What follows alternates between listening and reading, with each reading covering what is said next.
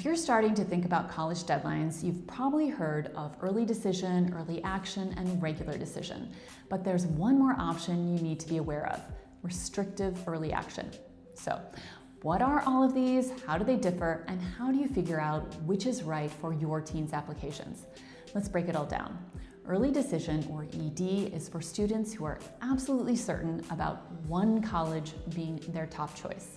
Not just, I like it, but I've researched the program, visited campus, talked to students, and this is the school. Here's what you need to know. You apply in November. Deadlines are usually between November 1st and the 15th. You can only apply ED to one college. You'll usually get a decision within 4 to 6 weeks in December, way earlier than regular decision. If you're accepted and the financial aid offer works for your family, you're expected to attend, withdraw all other applications, and submit a deposit.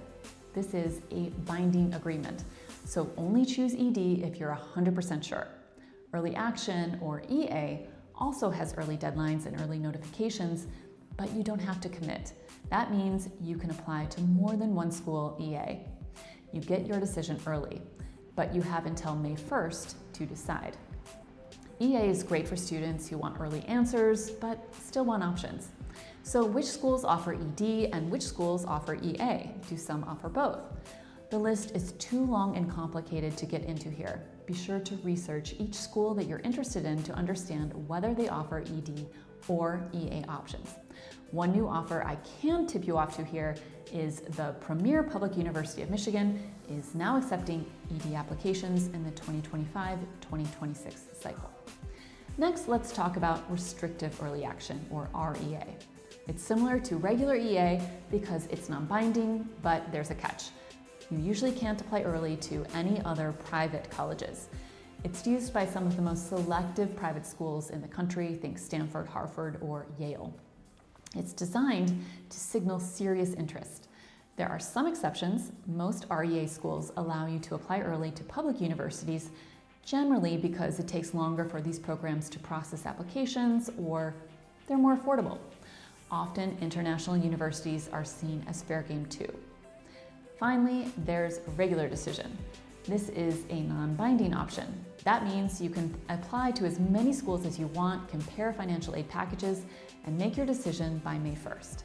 Deadlines are usually January 1st to February 15th. Decisions come out around late March or early April, and you need to make your decision by around May 1st. So why go with regular decision?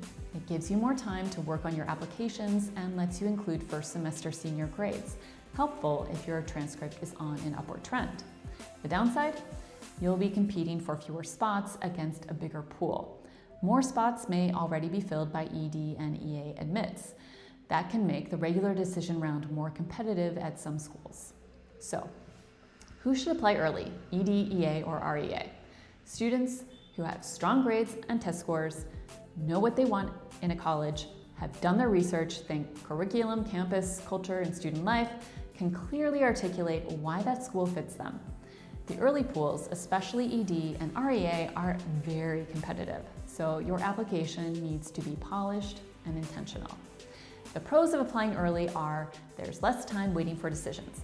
You have more time to plan if you're accepted, and you have a chance to show the school it's your top choice. The cons are there's less time to compare financial aid offers, especially with ED.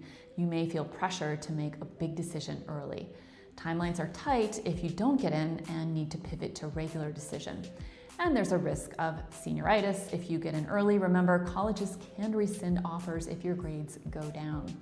So many teens wonder, does applying early boost my chances? Sometimes.